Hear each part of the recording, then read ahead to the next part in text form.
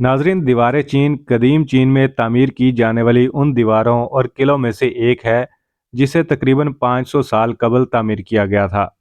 इसकी लंबाई के अंदाजे तकरीबन 2400 किलोमीटर से 8000 किलोमीटर के दरमियान लगाए जाते रहे हैं।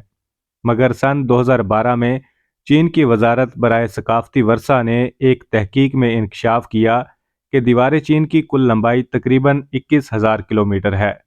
ये दीवार दुनिया भर में इतनी मकबूल है कि हर कोई इसके मुतल्लिक जानता है, मगर इसके बारे में बहुत से मफरूज़े और गलत मालूमात भी मौजूद हैं। आज हम the great wall of China के मुसन्निफ जॉन मैन की मदद से इस शानदार फ़न तामीर के मुतल्लिक 5 मफरूज़ों के मुतल्लिक बताएंगे जिनका हकीकत से कोई ताल्लुक नहीं है। नंबर 1, ये चांद से देखी जा सकती है। अमरीकी खाका नवीस रॉबर्ट रिपले ने सबसे पहले इस मफरूज़े को आम किया था कि दीवार चीन चांद से भी नज़र आती है।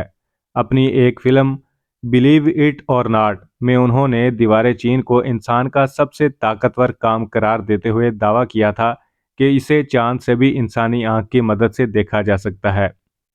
यकीनन ये दावा ठोस शवाहिद पर मबनी नहीं था, क्योंकि ये किसी भी इंसान के चांद पर जाने से 30 बरस कबल किया गया था। यहाँ तक कि तारीख व सकाफत पर नामवर चीनी माहिर और science and civilisation in China के मुसन्निफ जोसेफ नीधम ने कहा है कि दीवार चीन इंसान की वो वाहिद तामीर है जिसे मरीख के माहरीन फल्कियात भी दरियाफ्त कर सकते हैं। अलबत्ता उनके इस दावे को खलाबाजों ने मुस्तरद कर दिया था, मगर फिर भी चांद से दीवार चीन नज़र आने वाली बात को एक हकीकत ही माना गया। मगर सन 2003 में चीन की पहली खलाई परवाज के दौरान खलाबाज यांग लिवाई ने इस मफरूज़े को हमेशा के लिए दफन करते हुए कहा कि उन्हें खला से ज़मीन पर कुछ दिखाई नहीं दिया था। नंबर 2, ये एक ही दीवार है। एक मफरूज़ा ये है कि ये एक ही तवील दीवार है, जबकि ऐसा नहीं है, क्योंकि इसके बहुत से हिस्से हैं और उनमें से बहुत कम इस शानदार तख्लीक से मुशाबहत रखते हैं जिसका सयाह दौरा करते हैं। इसके वो हिस्से जिनके अच्छे तरीके से देखभाल की गई है उन हिस्सों से जा मिलते हैं जो जंगलों और बयाबानों से गुजरता है और जहां पैदल चलने वालों को जाने की ममानत है।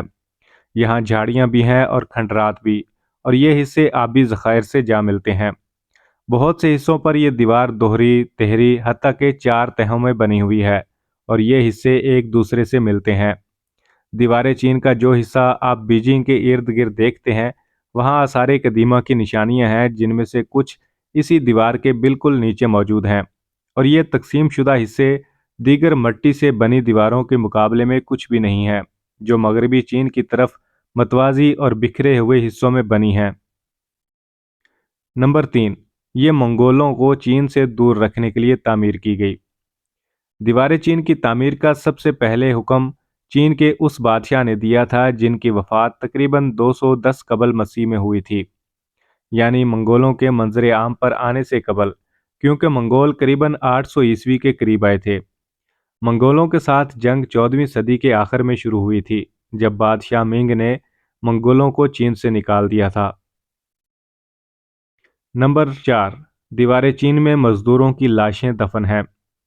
दीवार चीन के मुतल्लिक कई ऐसी अफवाहें गर्दिश करती हैं कि दीवार चीन में इसे तामीर करने वाले मजदूरों की लाशें दफन हैं। इन कहानियों ने गालबन हान बादशाहत के दौर के एक अहम मौरख सीमा क्यान से जन्म लिया है। ताहम इस दीवार से कभी कोई इंसानी ढांचे या हड्डियां बरामद नहीं हुई और ना ही इसके कोई शवाहिद मिले हैं, और ना ही इन अफवाहों का आसार कदीमा या पुरानी यादाश्तों में कोई जिक्र मिलता है। नंबर 5, मार्को पोलो ने इसे देखा था। यह सच है कि मार्को पोलो ने कभी दीवार चीन का जिक्र नहीं किया और दीवार चीन का तज़किरा सिर्फ एक दलील के तौर पर इस्तेमाल किया कि वो कभी चीन नहीं गया था। उस वक्त 13वीं सदी के आखिर में तमाम चीन पर मंगोलों की हुकूमत थी, इसलिए दीवार बेकार हो चुकी होगी, क्योंकि हमला आवरों ने 50 साल पहले चंगेज़ खान के दौर में शुमाली चीन को तबाह कर दिया था। मंगोल जिन्होंने जंगों के दौरान दीवार चीन को नज़रअंदाज किया था, उन्हें अमन के दौर में इसका जिक्र करने की भी कोई ज़रूरत नहीं थी।